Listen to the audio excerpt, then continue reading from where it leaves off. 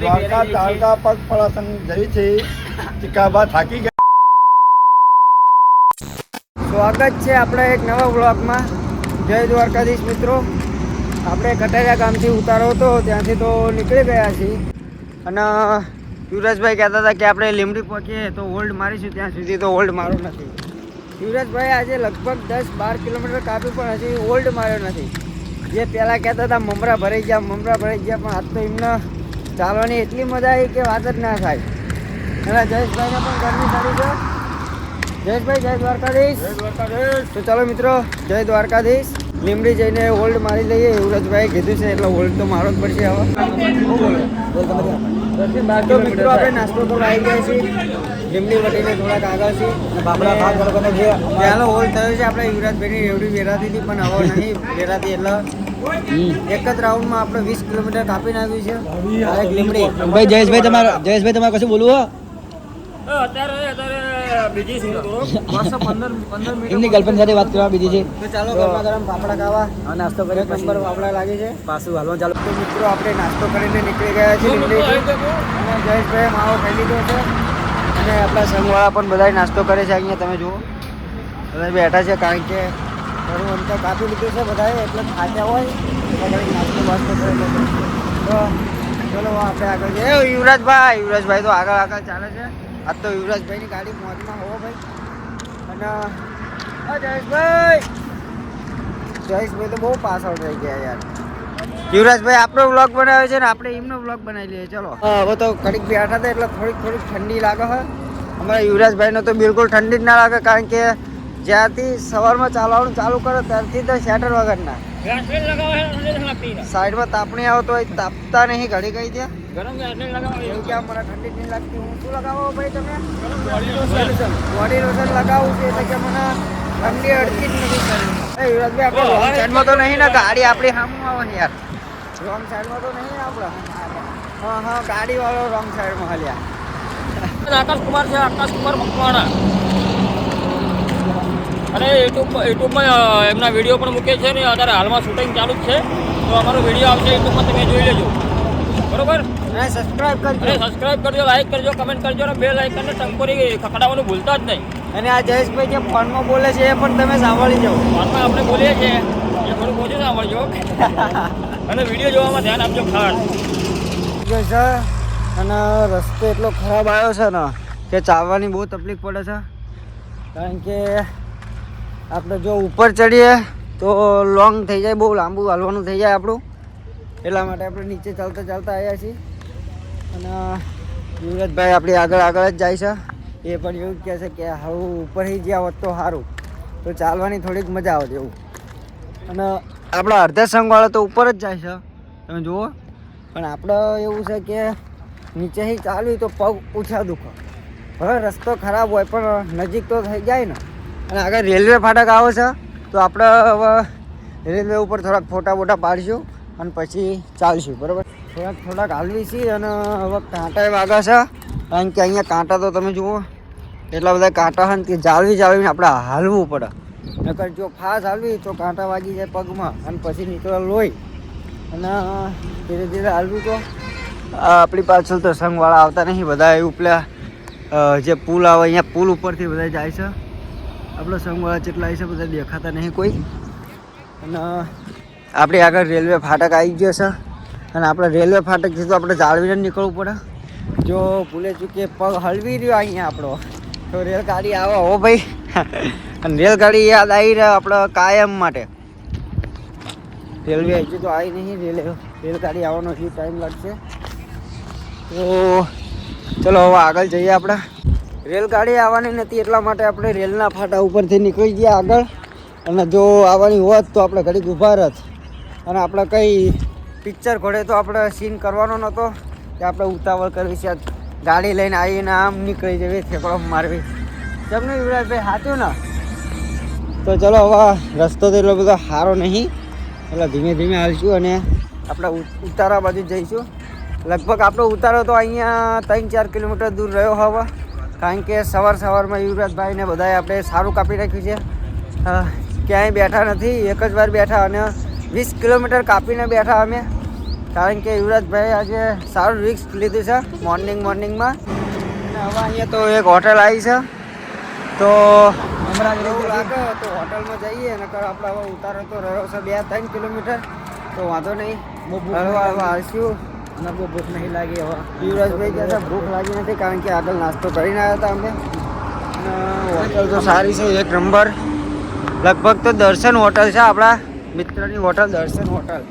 એમની મોર 20 કિલોમીટર કાપી નાખી તો તોય આપણે હારે નારે પહોંચ્યા. કાચબા અને સસલાની વાર્તા એ સાંભળી છે તમે? બોલો કાકા, શું કહો છો? એવું નહીં કહેતા. ક્યાં એમ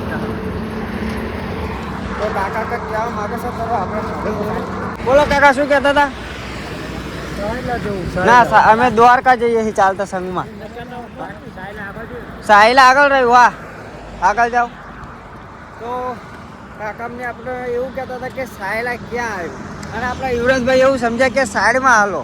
તો કાકામને આપણને પૂછતા હતા કે સાહિલા ક્યાં આવ્યું, તે ચાલ્યા ગયા છે. હવે આપણે કીધું કે થોડાક આગળ જાઓ એટલે સાહિલા આવી જશે.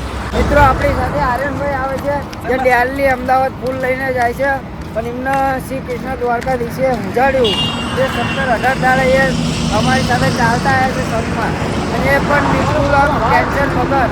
હું તો દર સાલ આવું છું, લગભગ 12-15 વર્ષથી હું આવું છું સંઘમાં. પણ મારી હારે આજે યુવરાજભાઈ આવી, તો તમે બધા સપોર્ટ કરજો મારો. આપણી ચેનલ નવી છે એટલા માટે સબસ્ક્રાઈબ કરજો. ફાઇનલ આપણે આપણા ઉતારાએ પહોંચી ગયા છીએ. આઈસર છે, એક અમારી ગાડી છે, અને એક ડાલુ છે ધરમ છે ભાઈનું. તો ગાડી અને ડાલુ તો સ્ટ્રોંગ ગાડી છે, એટલા માટે અંદર હશે જે આપણા રસોડાના વાસણ ને એવું બધું ભરેલું હોય. આપણી સિવાય તો કોઈ પહોંચ્યું જ નહીં લાગતું ઉતારાએ. સીટો ખાલી છે, રસોડાએ પબ્લિક નહીં. પેલા હું અને યુવરાજભાઈ ધીમે ધીમે આવે છે. આપણા જયેશભાઈ પણ આવે છે આપણી પાછળ. ઉત્તરામાનું મંદિર છે આપણા બાજુમાં, અને આઈસરો ને એવું તો બહાર ઉભો છે. અને આપણા ભેટાવાળાના કિંગ આવી રહ્યા છે, ડિસ્કો કરતા. ફૂલ ગાડી મોજમાં છે. એમની આ ગાડી તો મોર જ હોય. દુકાનવાળા રમેશભાઈના પગ બહુ લોક થઈ ગયા છે.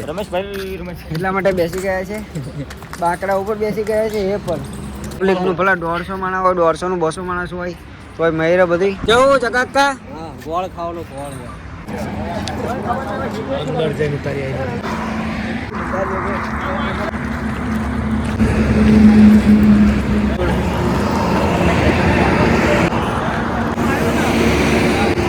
આઈ ગયો.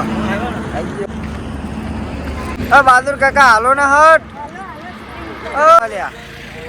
ઓય આ બોલતો ના હોય એવું કરે છો. મિત્રો, આપણા સગા એન્ટ્રીઓ તમે જોયા, દુકાનવાળા આપણી સામે છે, અને આપણે ઉતાર આપી પરશુરામજીનું મંદિર આવી ગયું છે.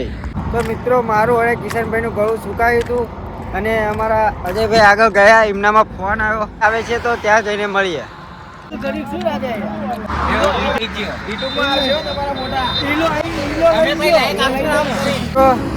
અમારા ગામના હર્ષદભાઈના પપ્પા જે ઘણા પગે બાબા છે, તો એ સંપલ વગર હાલતા આવે છે.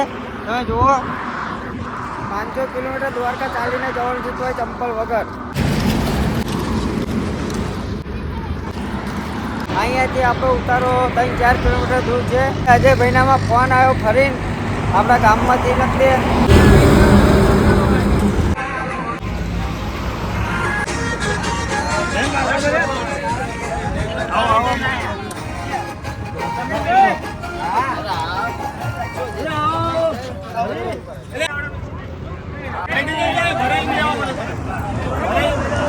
અમારા ગામના મહેશભાઈ અમારી સાથે ચાલતા પણ આવ્યા છે. એ લગભગ 2-3 વર્ષથી હવે હારે આવે છે. આપણી કેટલા વર્ષથી? 11 વર્ષથી હારે આવે છે. પણ મારા જોવામાં નતા આવતા, એટલે મને લાગી 2-3 વર્ષથી આવે છે. અને આપણા ગામના જે ઠંડુ લઈને આવ્યા હતા, ફ્રૂટ સલાડ લઈને આવ્યા હતા, તો મહેશભાઈએ 3 ગ્લાસ પીધા છે, અને એમના બાજુમાં કિશનભાઈએ 2 ગ્લાસ પીધા છે. જય દ્વારકાધીશ મિત્રો, આપણને થોડોક થાક લાગ્યો એટલા માટે આપણે હોટલે બેઠા છીએ ઘરે. જયેશભાઈ પણ થાકી ગયા છે. તમને જયેશભાઈ થાક લાગ્યો છે? જોરદાર લાગી. કિશનભાઈ તમને? તો મિત્રો, આપણો ઉતારો અહીંયાથી 3-4 કિલોમીટર દૂર રહ્યો છે. હોટલમાં ઘરે બેઠા છીએ. અજયભાઈ 5 કિલોમીટર રહ્યું. સારું હવે 5 કિલોમીટર રહ્યું છે. થોડા મોડા કરીએ. ત્યાં આપણા કાકા અને કાકી બેઠા છે. તો આપણે હોટલેથી ઘરે આરામ કરીને નીકળી ગયા છીએ. અને આપણી સાથે સંઘના યાત્રીઓ પણ છે, ઘણા બધા છે, આગળ પણ જાય છે. તો મિત્રો હવે થાક બહુ લાગ્યો છે અને આપણા સંઘના યાત્રિકો પણ જ્યાં બેસવાનું હવે સ્ટેશને આરામમાં છે. ચીકાજી અને દશરથભાઈ. કેવું દશરથભાઈ કહો છો? દ્વારકા ચાલતા પગપાળા જઈ છે. ચિકાબા થાકી ગયા છે, બેઠા છે. ચીકાજી તમારા કઈ ક્યાં હુઆ?